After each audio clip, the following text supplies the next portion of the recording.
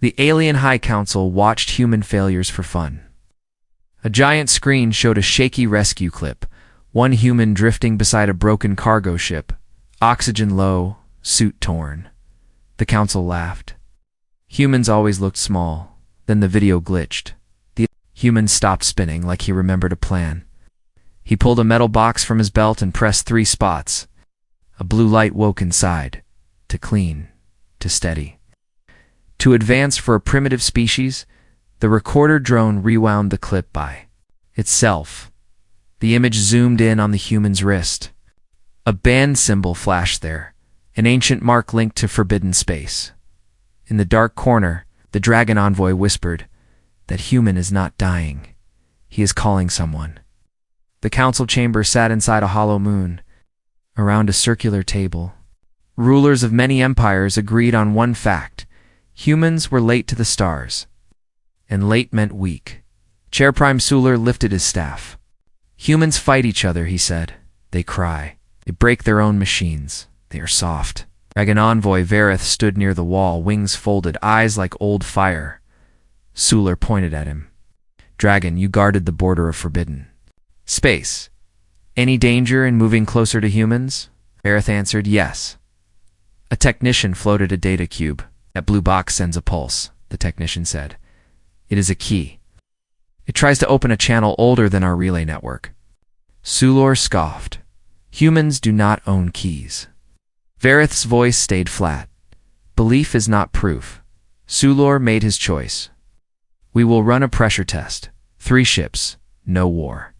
They will enter the human outer system, disable a few satellites, and demand tribute. We will measure fear and tech." Vareth stepped forward. "Do not corner them." Suler's eyes narrowed. "Are you defending them?" "I am warning you," Vareth said. "Humans run when afraid. Humans build when focused. You do not know what they build when they feel watched." The vote passed. Pride won. 3 sleek ships launched within the... Our cameras were placed everywhere, ready to catch human panic. 2 days later, the live feed arrived. The alien ships hovered beyond the human moon. Hackers reached for the satellite grid. The satellites went dark by choice. Suler smiled. They hide. A human broadcast opened, clear and calm, as if the humans had been waiting. A woman in a plain uniform sat at a table and looked straight into the camera. "Hello," she said. "We see your ships." She did not beg, she did not shout. That alone felt wrong. "You crossed our warning distance," she continued. "That was your choice." Suler leaned closer. "They speak like they have rules," he muttered. "Rules. Need power?" Vareth watched her eyes. They were steady, not brave for show. The woman placed a small device on the table. It looked simple. She pressed it once. In the moon chamber, the lights flickered. A low alarm rang. The technician shouted, "We are receiving a mirrored pulse. It is matching our systems. It is inside our network." On another screen, the test fleet tried to report in. Their words broke into static. Their sensors showed new. Objects around them small, silent shapes, moving like a net closing in. Suler snapped, "How?" The woman kept her tone polite. "We do not want to fight. We want you to leave." She paused, then said the line that changed the room. "Humans are not alone." The screen switched to the drifting human from the first clip, now safe in a hangar. He stood beside the same metal box, open, blue light glowing. On the hangar wall was the band symbol again. Under it, 3 words appeared, translated for every species. "We heard you." Vareth's wings unfolded slightly, a silent warning. The woman leaned closer to her camera. Her voice stayed calm, but it cut like ice. "Please leave," she said. "Not. Or stay, and learn why you should have left." The broadcast ended. The High Council sat in silence. They had come to scare humans. Instead, humans had reached into their moon like it was a thin shell. Vareth spoke once, soft and final. "Now you understand," he said. "Aliens think humans are weak because humans show feelings. That is why they are dangerous. Far beyond forbidden space, something answered the human key slow, deep. And waking asterisk, the High Council chambers stayed bright all night. Chair Prime Suler kept replaying the final frame. Human hangar, the blue box, and the band symbol on the wall. Humans cannot do this, Suler said. They cannot touch our moon network. They're acting. On the side screen, the commander of the 3-ship test fleet appeared, face tight with stress. Behind him, space looked wrong. Dark objects moved around the alien ships in a perfect ring, silent and close. It is not acting, the commander said. Those objects follow every turn we make. They block our sensors. When we send a scan beam, the beam bends back at us. Lur leaned forward. Can you fire? We can, the commander replied. But they are not firing first. They are waiting for us. That calm felt like a trap. Dragon Envoy, Vareth spoke from the wall, voice low. Humans are measuring your choices. Suler snapped. Stop. Give facts. A technician lifted a data cube. The human pulse entered our systems, he said. Not by force. It matched our security rhythm. Like a key made from our lock. Suleya pointed at the band symbol. That mark is old dragon work. You gave them this. Vareth's eyes narrowed. Dragons did not give it. Dragons tried to keep it buried. Suler's jaw tightened. He did not like mysteries he could not. Control, fine, he said. If humans are bluffing, we will catch the lie. He turned to his security team. Pair the Verity lens. Several counselors nodded. The Verity lens could not read minds, but it could judge a speaker. Heat, pulse, tiny voice shifts, truth or lie. It had broken kings and exposed spies. We will speak to the humans again, Suler said. We will force them to admit they are pretending. Then we take their blue box. Vareth stepped forward. If you try to take it, you will turn caution into war. Suler smiled, thin and proud. Humans are prey. Fear makes prey run. Vareth answered, or fear makes prey bite. Within hours, a diplomatic ship launched from the Council moon. It carried gifts, cameras, and the Verity lens hidden in a plain black case. On paper, it was peace. In the Council's heart, it was a theft. On the human side, Commander Rhea Hale watched the alien ship approach the outer platform. Human drones formed a quiet corridor. They did not touch the alien craft. They guided it like rails. A young analyst asked, do we let them land? Rhea nodded. Yes. No threats. No shouting. Let them see we mean it. He glanced at a locked cabinet and the key. It stays here, Rhea said, but we do not lie. We don't need to. Below their feet, deeper in the station, a sealed door carried a warning in simple paint. Do not wake the forge. Rhea's eyes flicked to that door, then away. She did not touch it. The alien ship landed. The captain walked out with a practiced smile. His escort carried the black case close, like it was fragile. RIYA met them in a plain white hall. No soldiers lined the walls, no rifles aimed. The captain hated that calm. Commander Hale, he said. Chair Prime Suler sends apologies. This was a misunderstanding. Rhea did not return his smile. You crossed our line. Now you can leave safely. The captain kept talking. Trade, friendship, mistakes. He nodded at his aide, who held the case. Inside, the Verity lens warmed up and watched Rhea's breathing. Rhea waited until he finished. Then she said one simple sentence. We know what is in your case. The captain's smile cracked. The aide froze, fingers locked on the handle. Rhea continued, voice steady. And we know what you plan to do after you prove we are lying. The captain swallowed. That is impossible. Rhea's eyes stayed calm but not soft. You are not the first to try. Far away on the Council moon, Vareth felt a chill under his scales. Humans were not guessing. Humans were reading moves at the edge of forbidden space. Sensors flickered. A thin line of light appeared like an eye-opening. In Rhea's control room, the locked cabinet clicked once by itself. The blue box inside pulsed, slow and bright, as if it recognized something waking in the dark.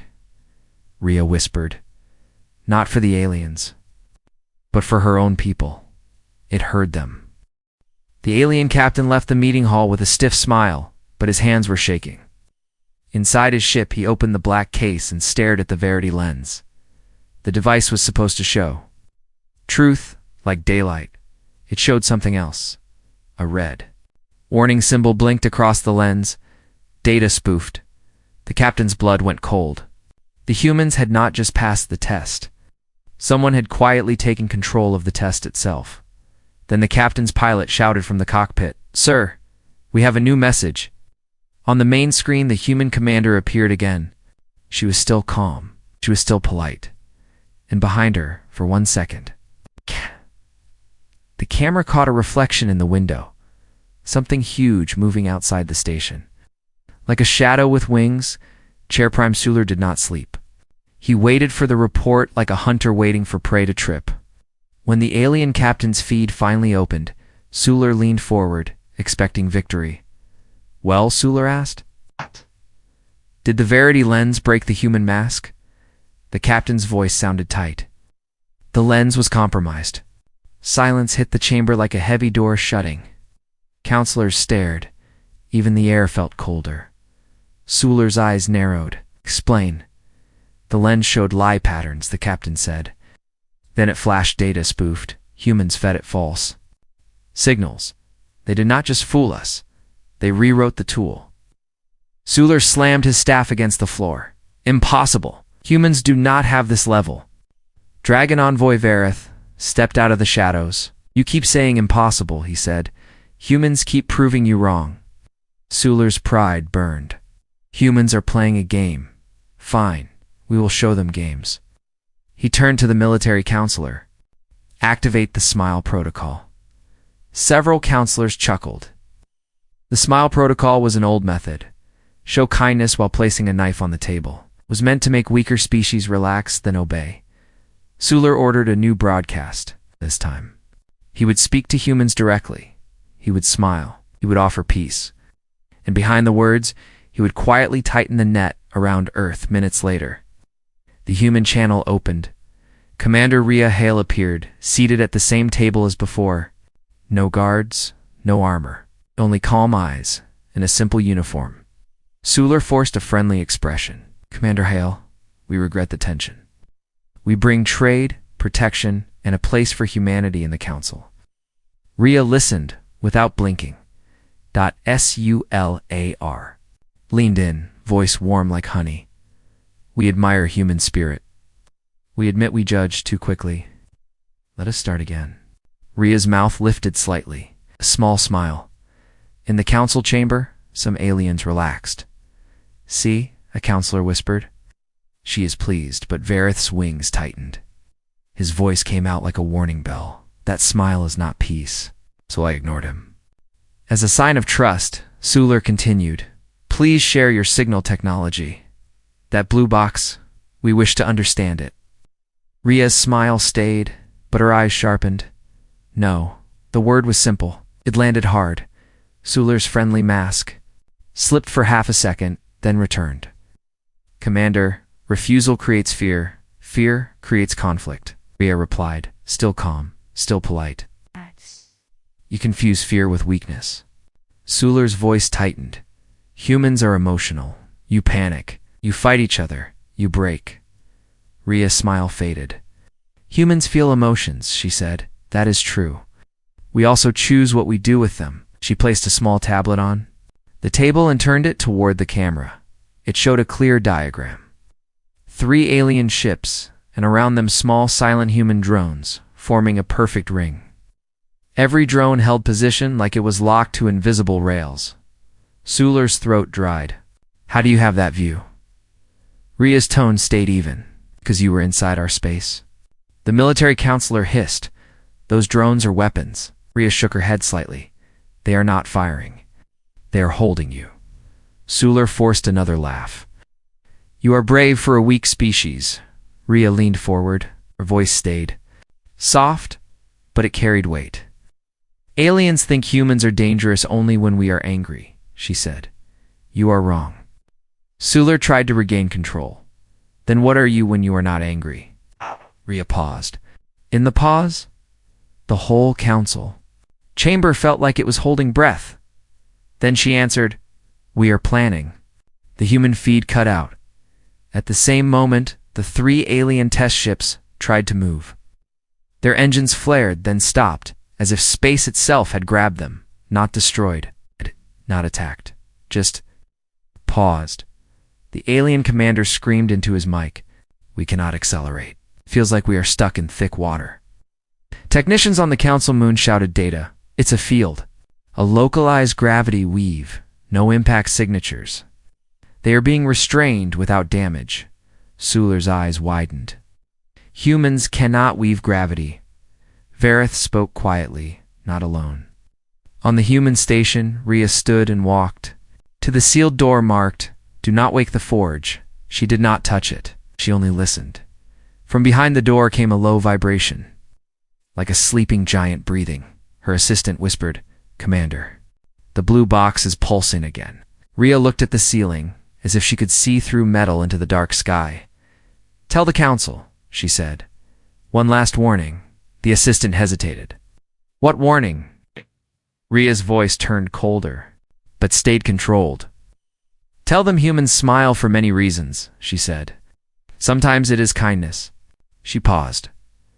"Sometimes," she finished, "it is the last polite thing we do before we stop asking."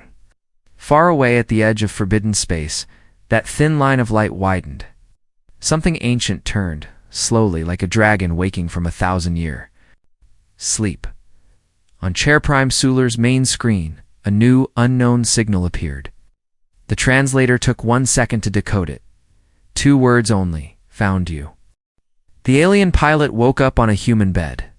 Not a prison cell, not chains. A soft blanket, a warm light. He froze, waiting for the pain, waiting for the humans to show their real faces instead. A human nurse walked in, holding a cup.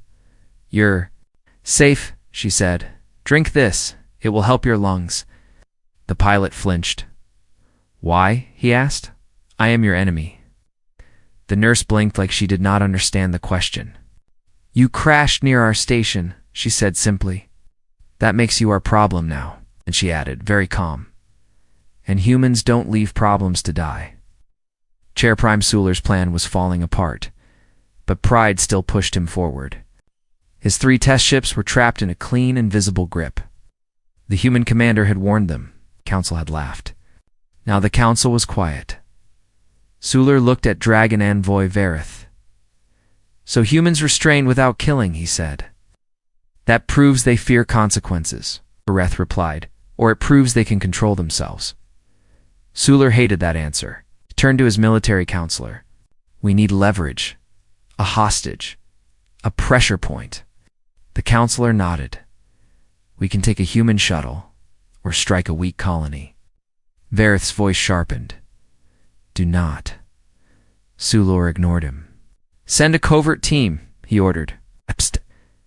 "Human asset, something they value."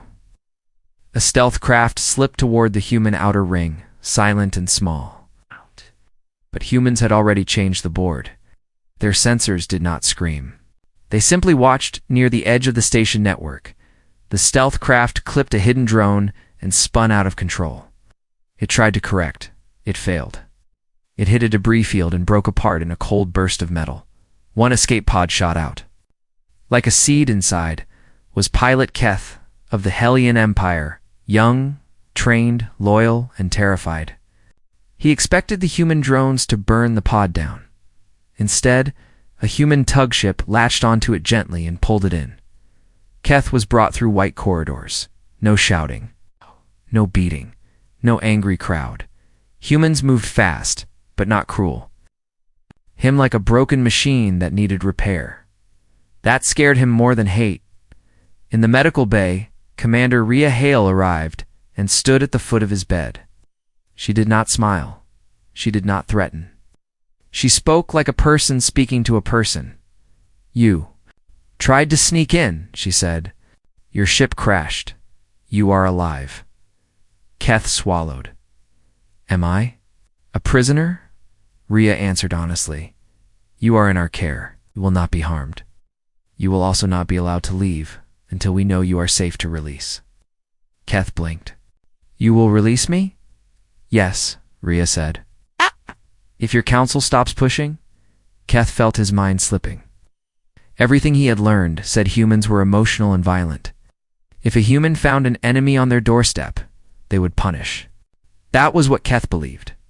That was what his people had told him. Rhea watched his face and seemed to understand. Aliens think kindness is a trick, she said. Sometimes it is just kindness. Keth's voice shook. Why save me? I was part of an attack. Rhea's eyes hardened slightly. Because you are still a person, she said. Because humans remember who we choose to be. She turned and walked out. Later, Keth sat up and looked through the window. Outside, the alien test ships were still held in place by the ring of drones. No lasers, no explosions. Just firm control, a human.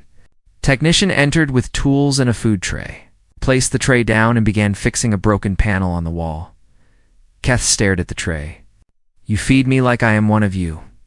The technician shrugged. You're here. You're breathing. That's enough. Keth hesitated, then asked the question, burning in his throat.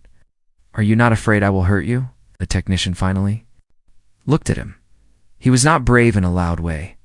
He was calm in a tired way. We are always afraid of something, the technician said. But fear doesn't decide our actions. He went back to work. As the hours passed, Keth learned something. Worse than human weapons, humans talked to each other constantly. They shared tasks. They checked on strangers. They joked to lower stress. Even in danger, they stayed connected. And then Keth noticed the strange part. Humans had started checking on him too often. Not to guard him, but to care. A nurse asked if he slept. An engineer asked if his translator worked. A cook asked what food he could digest. Keth had seen empires crush worlds. He'd seen species die because they were not useful. He had never seen this. That night, Keth overheard two humans outside his room. One of ours found him, a voice said. He's scared. Poor guy. He's still enemy, another voice replied. Not to me, the first human said. He's here now. Ow! We don't throw people away. Keth's chest felt tight. On the council moon, Chair Prime Sula received a report. The covert team failed, and the pilot was captured. Suler smiled, relieved. Good. Now we have proof humans take prisoners? Vareth's eyes narrowed. Captured. He repeated, or rescued. Suler leaned back. Either way, we will demand the pilot back. We will test humans. If they refuse, they admit hostility. Vareth said softly, You still do not understand. On the human station, Commander Rhea stood again at the sealed door. Do not wake the forge. The blue box pulsed behind Metal Her. Assistant approached. Commander, the council is asking for their pilot. Rhea turned slowly. Tell them he is alive, she said. Tell them he is safe, the assistant asked. And if they threaten us? Rhea's voice stayed controlled. But it carried a warning. Then they will learn what humans do when they think someone under their roof is family. Inside his room, Pilot Keth heard the message being sent. He did not understand every word, but he understood the tone. For the first time, the alien. Pilot felt something he did not want to feel. Trust. Asterisk the council moon, filled with angry voices. Chair Prime Suler demanded the pilot back, but he spoke like a polite threat. Return Pilot Keth, Suler said on the open channel.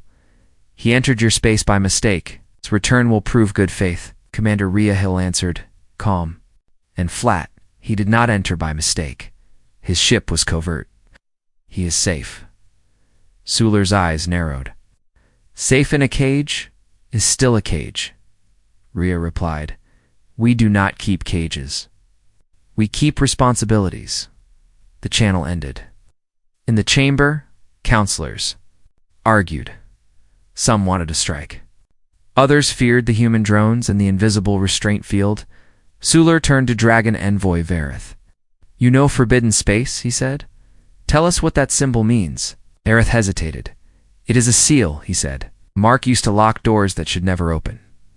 Doors to what? Suler asked. Vareth looked at the feed of the blue box pulsing behind human metal. To the forge, Suler scoffed. The Forge's dragon myth. It is dragon memory, Vareth said. Long ago, dragons watched young species for danger.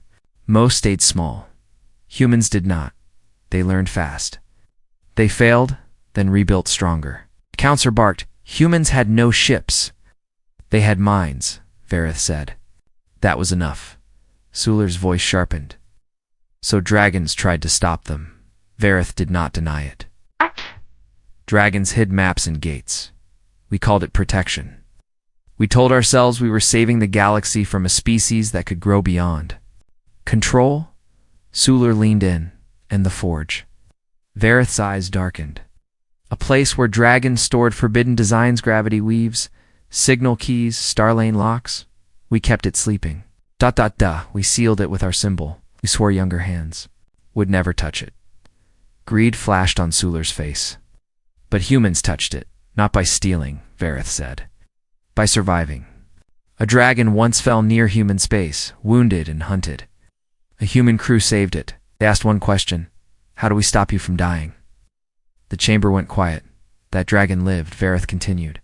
It broke our law.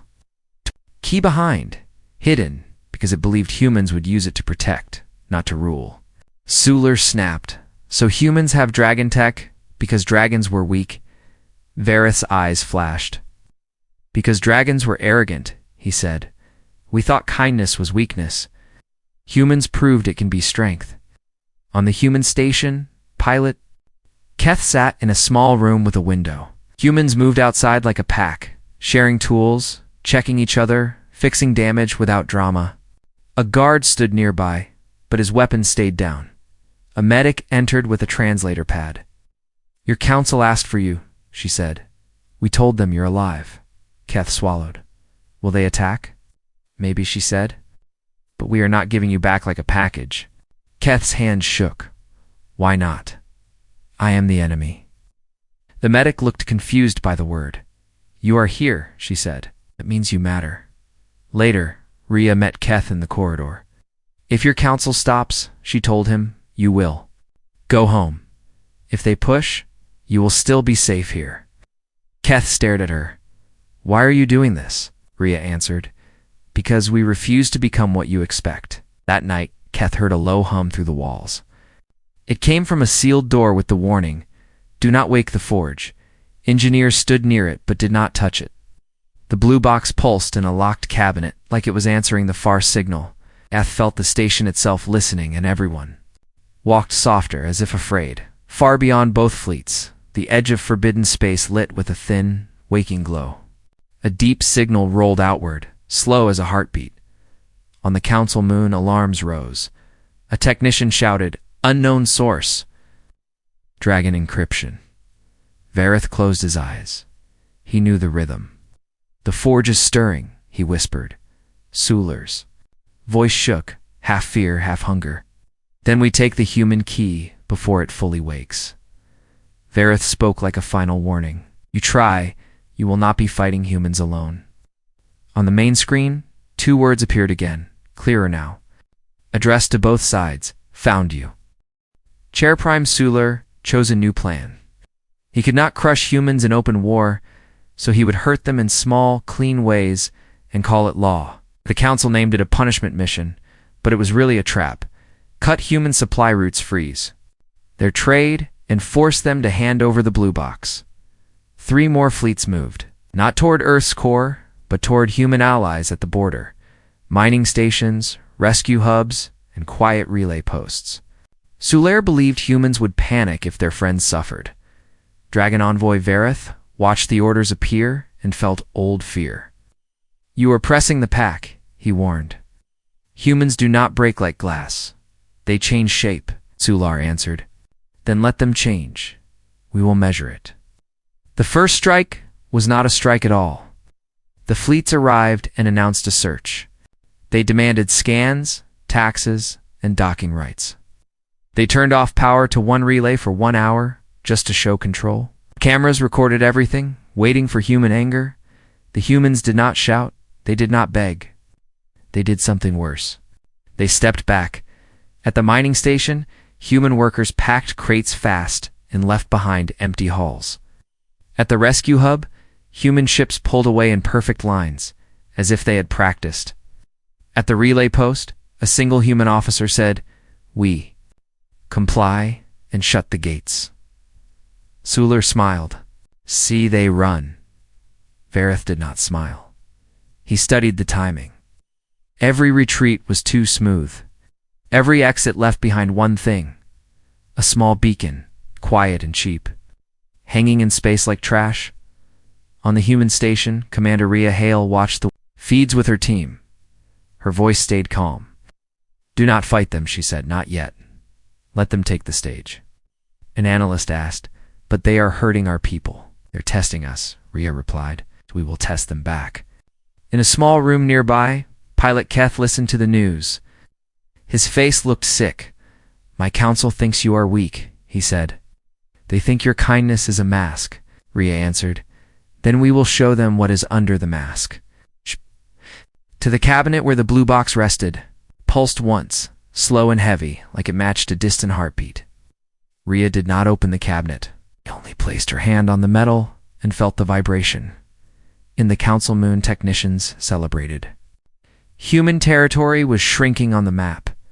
Then, a new warning arrived from the border fleets. "Unknown traffic," a commander reported.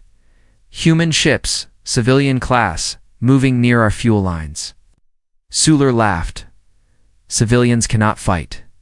The commander hesitated. "They are not attacking, they are counting. They ping our convoys, then vanish." Vareth spoke softly. "They are learning your rhythm." Hours later, one border fleet lost a supply ship. It did not explode. It simply went dark and drifted. Off course, engines quiet. The next supply ship found its own navigation wrong, like space maps had been edited. Then the third ship's comes began echoing its own messages back at it. Suler's smile faded. "What is this?" a technician shouted. "Signal mirrors. Someone is folding our transmissions." On a hidden human outpost, engineers watched the same echoes. A simple screen showed a name in plain text. "Project Mirrorstorm. Ready. Rhea's." Team did not cheer. They worked faster. Plan was not to destroy fleets. It was to make fleets useless. One human drone slid near an alien antenna and released a tiny cloud of smart dust, too small to see. The dust did not burn metal. It listened. It learned. It copied. Soon, every alien order reached human ears a breath. Before it reached alien crews, humans began to move around alien forces like water around stones. When aliens tightened control, humans rerouted supplies through paths the aliens did not even know existed. Sula demanded, "Find the source." Vareth answered, "You gave them the source. You showed them your roots." Then the border fleets received a final human message, short and polite. "We are still here. You just can't see us."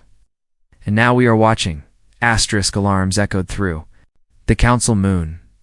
Convoys drifted. Orders arrived late. Fleets had weapons, but no clear picture of space. Chair Prime Suler hated the feeling most of all. The humans were not beating them with bigger guns. They were beating them by stealing control. "Jam their channels," Suler ordered. "Burn their drones." Jammers spread. A few drones were shot. For 1 hour, the border fleets cheered. Then their own screens filled with noise. Their own sensors lied. Their own coms echoed back wrong. A commander reported, "Our jam fields are being used against us. We cannot tell what is real." Dragon Envoy. Vareth spoke from the wall. "They learned your tools." Suler turned on him. "You dragons, no old locks? Fix it." Vareth's eyes stayed cold. "You want a dragon answer to a human problem?" The human station, Commander Rhea Hale, met her team in a plain room. Galactic sat nearby, still shocked that humans kept him safe.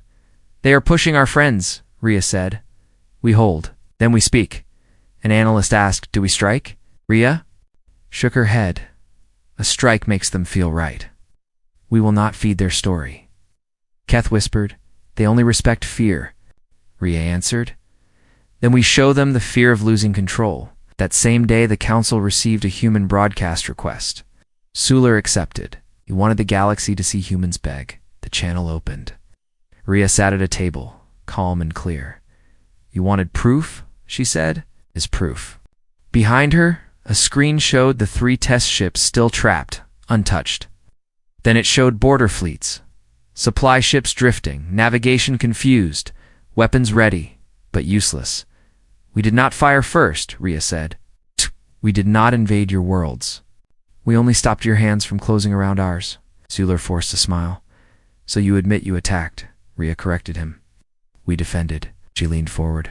Aliens think humans are weak because humans show emotion. Aliens think kindness is acting. Aliens think our smiles mean agreement. Her voice stayed low. You are wrong. Rhea raised one finger. Humans bond, she said. You pushed. Our friends, so you pushed us. She raised a second finger. Humans plan, she said. You showed roots and timing, so we used them. She raised a third finger. Humans choose, she said. And now we choose to end this without war. Leaned in. What do you want? Let's stop hunting small worlds, Rhea said. Stop taking tributes. Stop using tests to break new species. Counselors shouted. Suler snapped. You are one world. You cannot rewrite the galaxy. Rhea nodded once. We will not rule. We will only block. A diagram filled the screen. Star lanes and relay gates. Several key lanes were marked in blue. These lanes are under mirror storm, Rhea said. No ships will be harmed. But if you continue, trade slows. Fleets drift. Orders fail. Your empires waste time fighting shadows. Suler's voice rose. You cannot lock star lanes. Vareth stepped forward, wings tight. They can, he said. Because the locks were never only dragon locks. The chamber went silent. Vareth faced the council. Dragon sealed the forge to control the future, he said. Called it protection. We were wrong. Humans found a key because humans earned it. Suler stared. You chose them. I choose balance, Vareth said. And I'd choose the species that saves an enemy pilot instead of killing him. Keth flinched, but he understood.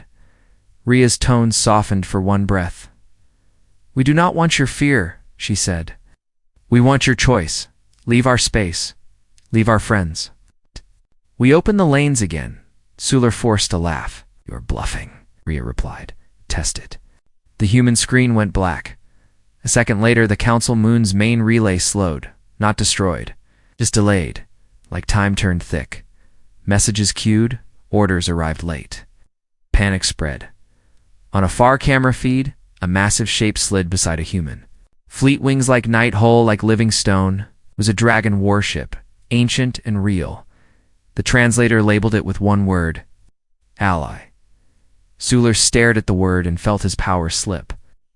If dragons stood with humans, the old order was ending. Fast today already. The galaxy held its breath. Trade lanes slowed, fleets drifted in confusion. No planets burned, but empires felt weak for the first time in centuries. Chair Prime Suler called it terror. Others called it a lesson. On the council moon, emergency lights flashed while technicians begged for stable signal. Suler stood at the center of the chamber, trying to keep his voice strong. This is human blackmail, he said. If we bow now, every young species will rise. Dragon Envoy Vareth answered calmly. Young species rise when old empires crush them. Humans are not causing rebellion. Humans are showing consequences. Suler's eyes burned. Then what? Do humans want power? Thrones? Vareth's voice stayed firm. They want limits. A final broadcast request came through the broken relay. Humans again. Suler almost refused, but the counselors around him looked scared. The fleets wanted orders. The markets wanted answers. He accepted. The screen opened.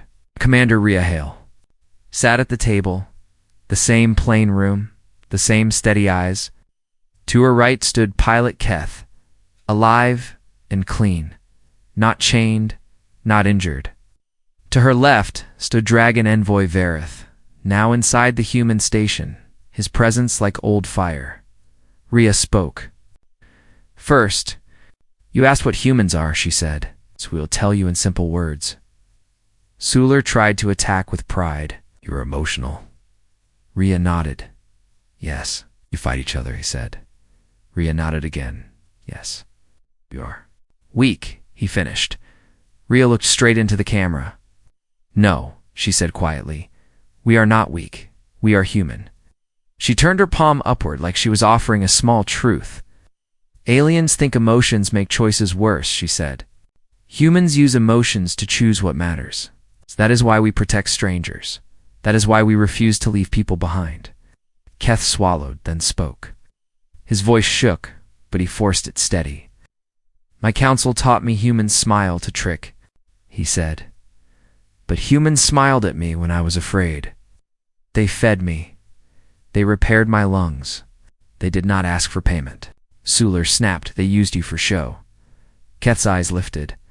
If this is show, then it is the best lie I ever saw, he said. But it felt real. Vareth stepped forward.